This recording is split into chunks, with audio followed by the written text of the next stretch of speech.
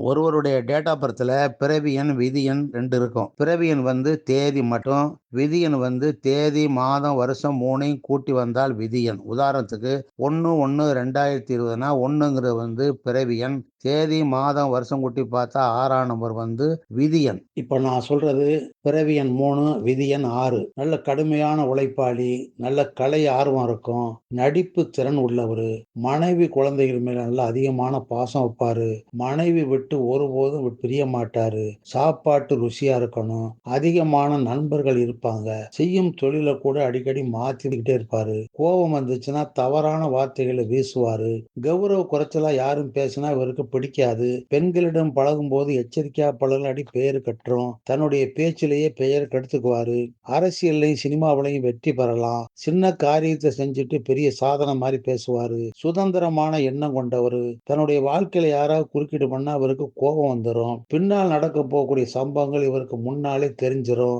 மனக்குழப்பம், மூட்டு வலி, பல்லு, ரத்த ஓட்ட கோளாறு ஏற்பட வாய்ப்பு உண்டு. இது பொதுவான குணம். பெயருக்கு தகுந்த மாதிரி இவருடைய குண அமைப்பு மாறும். உங்க பெயரை சொன்னா உங்க வாழ்க்கையில் நடந்த 3 விஷயங்களை ஃப்ரீயா சொல்றேன். இதை பயன்படுத்திக்கங்க.